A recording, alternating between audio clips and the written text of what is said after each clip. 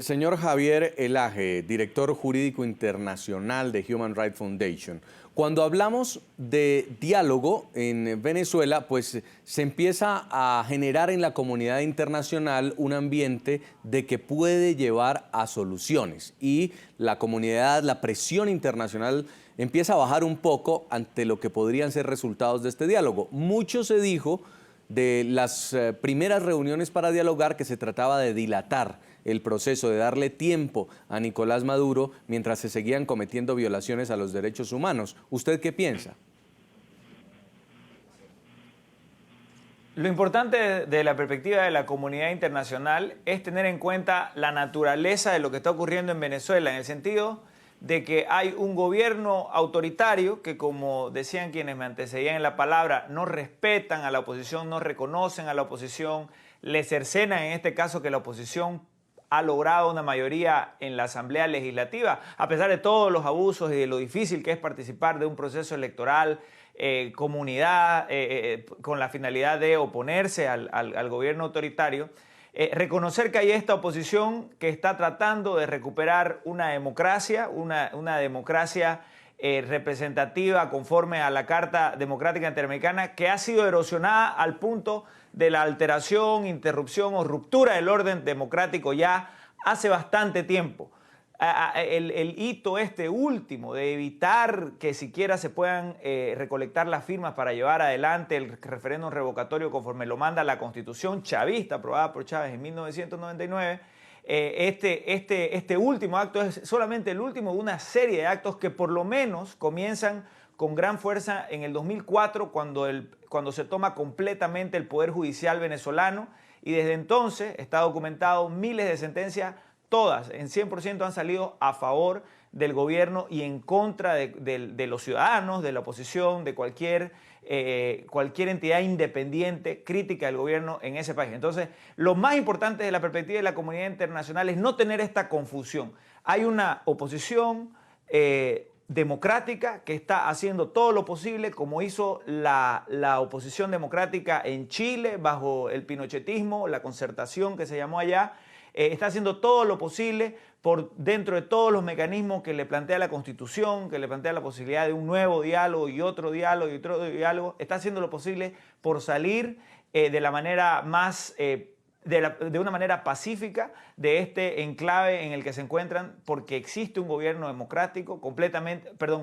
autoritario, completamente militarizado, un gobierno que la mayoría de sus funcionarios son militares, completamente aunado a una fuerza armada que abiertamente se declara súbdita del poder de esa ideología concreta, se declaran antiimperialistas, revolucionarios, socialistas y chavistas. Sí. Entonces es una fuerza armada típica de los gobiernos autoritarios y que está dispuesta a atropellar a la oposición. Eso es lo más importante de la comunidad internacional. A partir de allí, la comunidad internacional lo que tiene que hacer es tratar de apoyar en lo más posible a las fuerzas opositoras, y ellos son los que tienen que decir a la comunidad internacional en qué puede consistir mejor esa ayuda. Pero señor Elaje, como digo, habían unas condiciones para iniciar este diálogo, y entre ellas estaba la libertad de los presos políticos, la realización del referendo revocatorio este año, y pues aparentemente se va a ir a diálogo sin el cumplimiento de estas condiciones.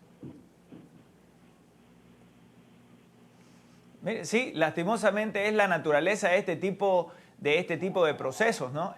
Mientras el gobierno autoritario continúe atropellando, se deben atacar todas las posibilidades en la mesa, ¿no? Y una de ellas, por supuesto, es acciones de hecho, como el hecho de que la gente va a salir a marchar el día miércoles.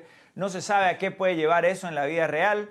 Es algo que la gente está en su derecho de protestar masivamente ante una situación de precariedad completa a la que este gobierno ha sometido a la gente, además de que le cercena los derechos políticos a todos los opositores.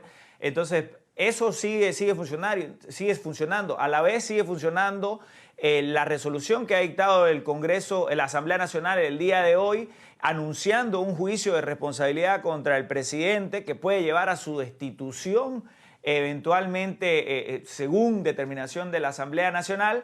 Y por una tercera vía está la posibilidad de este diálogo con alguien que se considera creíble para tratar de mantener esta vía de comunicación abierta con el gobierno. En principio, yo no veo algo que la comunidad internacional tuviera que rechazar de estas tres acciones. Lo que hay que identificar desde la perspectiva de la comunidad internacional es, de nuevo, que todas las vías posibles que la unidad democrática dentro de Venezuela procure con la finalidad de salir de este gobierno autoritario y lograr una transición democrática debe ser apoyada activamente desde la comunidad internacional. Y sin duda uno de estos liderazgos principales que debe ser seguido es el del secretario general Luis Almagro, que ha demostrado tenerla muy clara en relación a Venezuela y estar muy dispuesto a mediar en esta situación junto a la comunidad de Estados Democráticos de América, ¿no? La comparecencia que tendrá que cumplir el presidente venezolano el próximo 1 de noviembre en la Asamblea Nacional es el inicio de un proceso de declaratoria de responsabilidad política. De acuerdo con la oposición, se trata de la mayor sanción que puede aplicar el Poder Legislativo. Sin embargo, para el presidente Nicolás Maduro hay en marcha un golpe parlamentario.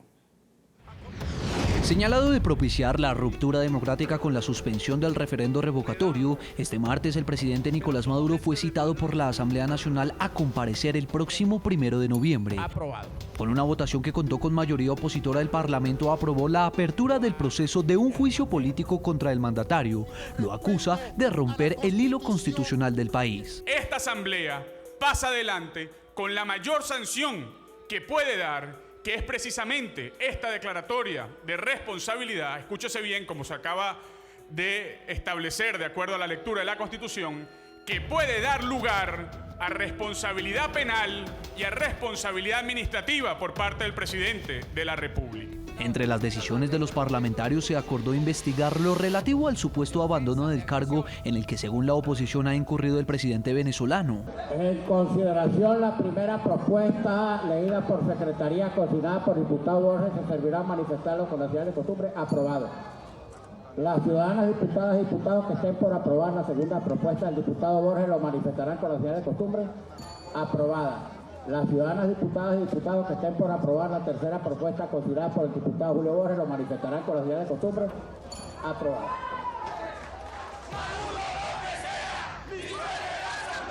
Por su parte, en medio de una multitud que arrojaba arengas en contra de la Asamblea Nacional, el presidente Nicolás Maduro calificó el hecho como un golpe parlamentario.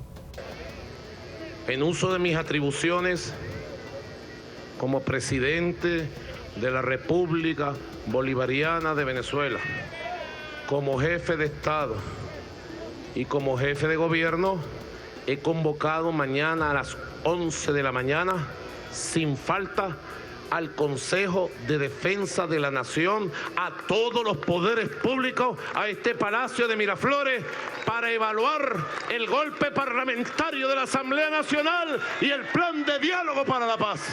El chavismo ha desestimado las decisiones que tomó este martes el Poder Legislativo, alegando que la Asamblea Nacional es inoficiosa porque su actuación no genera consecuencias, ya que sus actos son nulos desde que fue declarada en desacato por el Tribunal Supremo de Justicia venezolano.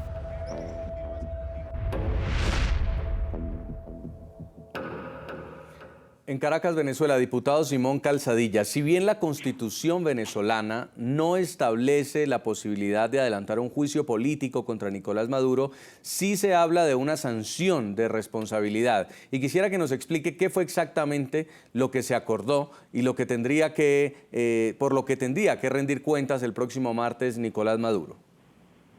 En primer lugar, ellos tendrían que venir a la Asamblea a darle explicación, a rendirle cuenta al pueblo venezolano a través de sus representantes.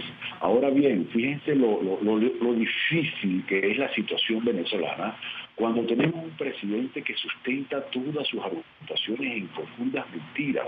La responsabilidad política solamente puede acarrear la sanción penal y la salida del presidente si el poder moral activa la demanda y se inicia el procedimiento en el Tribunal Supremo de Justicia. Nosotros sabemos que el poder moral no va a hacer eso porque está subordinado al presidente de la República y mucho menos este Tribunal Supremo de Justicia.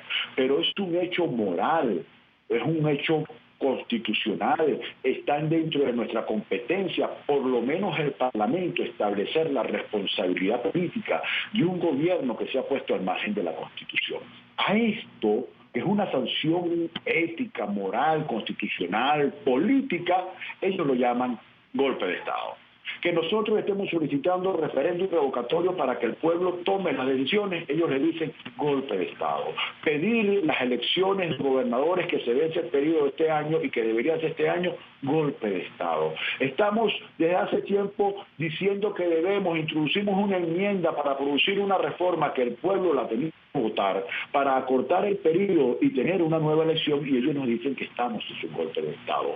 ¿Cómo puede avanzar un país con un presidente que sustenta toda su argumentación política en mentiras permanentes? El problema de fondo es que ellos sí están interesados en iniciar un proceso de diálogo que le busque una salida a esta crisis. Y lo que no querían era iniciar ese proceso de diálogo con 10 millones de convocantes a referéndum revocatorio y con fecha cierta de término del periodo de Nicolás Maduro, si este revocatorio... Diputado, ¿usted sí cree que el presidente Maduro vaya a ir a rendir cuentas el martes, teniendo en cuenta que ni siquiera reconoce a la Asamblea Legislativa como un organismo válido?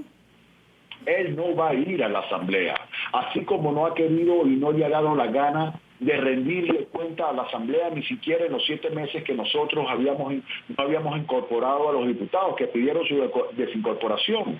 El estatus que ellos dicen que estamos en desacato comenzó hace 2 meses, y en los meses posteriores, 8 meses, ellos violaron la Constitución permanentemente y no le rindieron cuentas a la Asamblea Nacional, no rindieron los créditos adicionales, los convenios de interés nacional, se autoaprobaron un decreto de emergencia que solo lo puede hacer la Asamblea Nacional, sistemáticamente la desconocen y la violentaron la Constitución y el mandato y al pueblo que se expresó el 6 de diciembre. Esto es un gobierno que está en un estado absolutamente fuera del marco de la institucionalidad que está en la Constitución, es un gobierno dictatorial, con un autoritario total. Esto es, pero que también saben que no tienen cómo sostenerse en el poder el año que viene por la grave crisis económica que no les va a permitir pagar la nómina más allá del mes de marzo, que no les va a permitir pagar la deuda externa, que están colapsando todos los servicios públicos, y ellos saben que tienen que negociar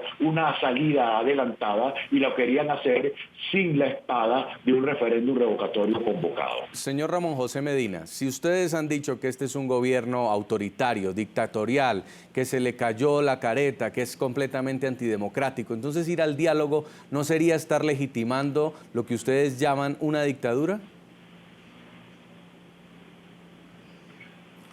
No, en absoluto, porque precisamente nosotros estamos apegados a la Constitución, a las normas y cánones democráticos.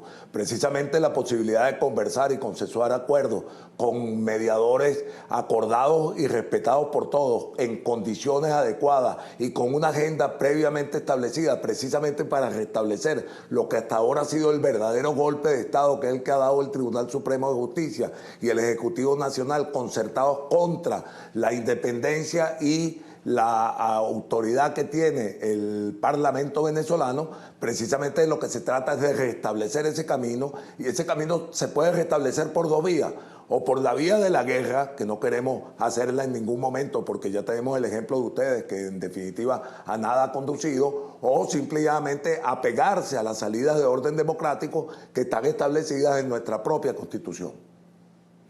Pues vamos a hacer una primera pausa comercial, ya vamos a continuar debatiendo con nuestros invitados, conversando también en Nueva York con Javier Elash.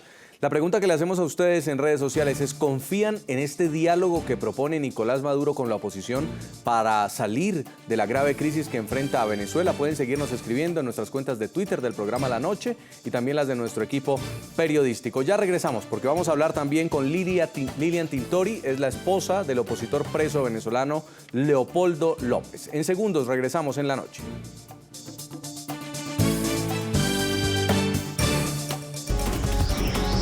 Ya regresamos con La Noche.